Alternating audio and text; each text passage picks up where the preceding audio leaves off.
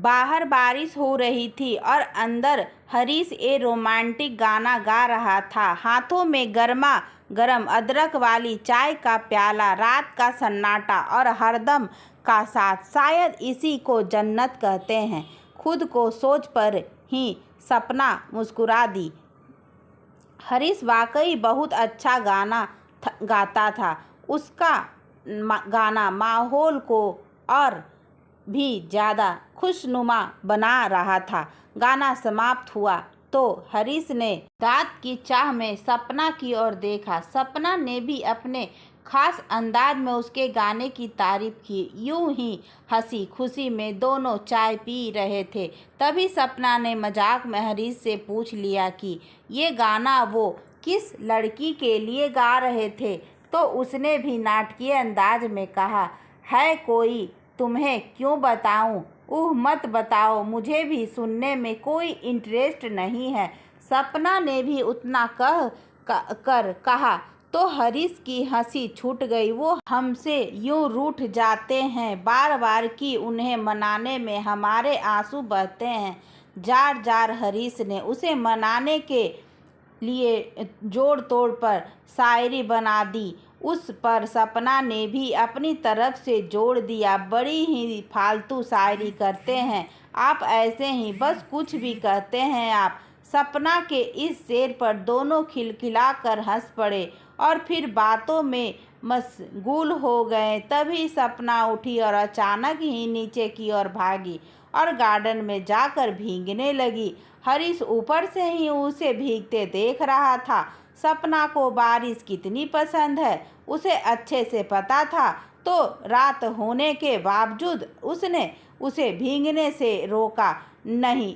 जी भर के भीगने के बाद सपना ऊपर आई तो हरीश उसे देखकर फिर गुनगुना उठा, एक लड़की भीगी भीगी सी। सपना ऐसे ही गीली उसके सामने चेयर पर बैठ गई। नीचे बारिश में हंसते हुए नाचने वाली सपना अचानक ही गंभीर हो गई। उसे बीमार होने का कोई डर नहीं था। हरीश ने उसे कपड़े बदलने को कहा तो वो बोली, हरीश अब तुम जब तक मुझे उस लड़की के बारे में नहीं बताते, मैं ऐसे ही सारी रात यहाँ गीली बैठी रहूँगी। मैं अगर बीमार पड़ गई तो याद रखना इसके भी जिम्मेदार तुम ही होगे। ये बात सपना सीरियसली बोल रही थी। हरीश सपना के उसके प्रति पागलपन से अच्छी तरह वाकिफ था। सपना को समझने की गरज से उसने कहा, सपना मैंने तो मजाक में कहा था जान, तुम्हें चिढ़ाने के लिए मैंने ऐसा कहा था, वरना तुम तो मुझे बचपन से जानती हो। मेरी ज़िंदगी में अब कोई नहीं है और न ही कभी होगा। तुम आज फिर से बहक रही हो। मैं बहक रही हूँ मैं क्या? मैंने तुम्हें रंगों हाथों नहीं पकड़ा। रूही के साथ बोलो। सपना और हरीश बचपन के दोस्त थे। कॉलेज में उन दोनों की दोस्ती रूही के साथ हुई और वो भी उनकी बेस्ट फ्रेंड बन गई। हरीश और रूही एक दूसरे को चाहने लगे थे। सपना ये बात जानती थी। हरीश सपना को बस अपना बेस्ट फ्रेंड ही समझता था, मगर सपना उसे बचपन से प्यार करती थी और उसके साथ ही शादी करना चाहती थी। सपना हरीश के प्रति पागलपन की हद तक पॉजिटिव थी। वो हरीश को कभी किसी लड़की के साथ नहीं देख सकती थी। रूही के साथ भी हरीश अगर ज़्यादा बात कर लेता तो वो बिदक जाती थी और 2-3 दिन तक उसके साथ बात नहीं करती थी। फिर हरीश के बहुत मनाने के बाद ही मानती थी। अब यह हमेशा की बात हो गई थी। रूही में सारी खूबियाँ होने के बावजूद हरीश के घरवाले उसे अपनी बहू नहीं बनाना चाहते थे, क्योंकि वह दूसरे समाज की थी। हरीश भी ये बात अच्छी तरह जानता था कि उसके परिवार वाले इस शादी के लिए कभी नहीं मानेंगे।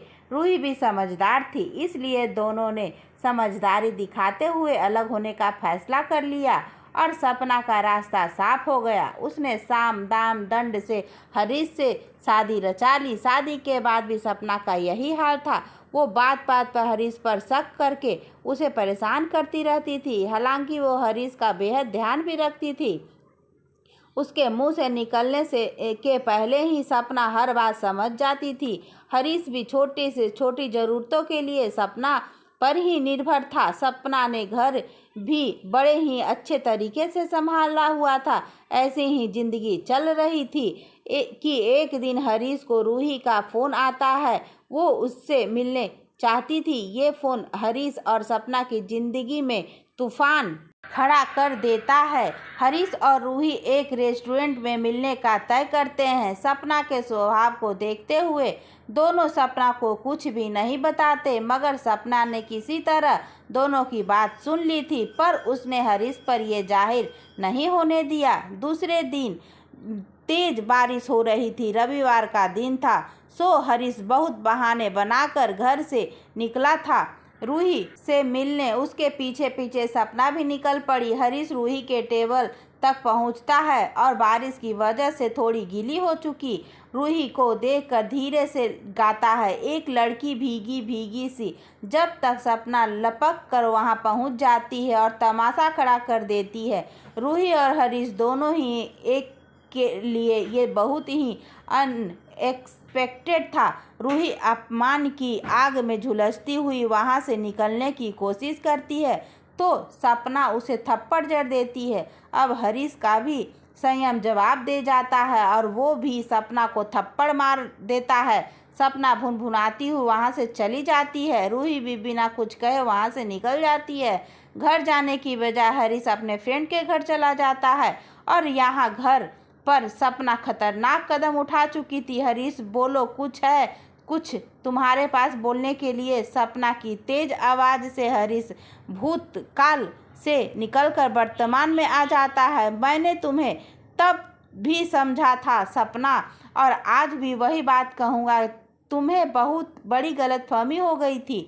हम दोनों के बीच संबंध कब के ख़त्म हो चुके थे। वो सिर्फ एक फ्रेंडली मुलाकात थी। सिर्फ तुम्हारे सवालों से और पागलपन से बचने के लिए हमने तुम्हें नहीं बताया था। हर साल जब भी बरसात होती है तुम ये हरकत ज़रूर करती हो। सपना, अब बस भी करो यार, 3 साल हो गए हैं उस बात को।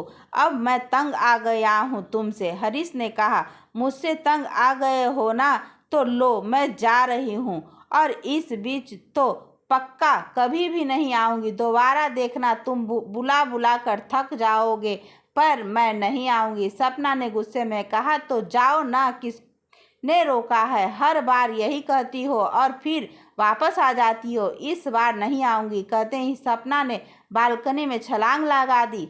सपना का शरीर नीचे निष्प्राण पड़ा था, बारिश में भीगता हुआ।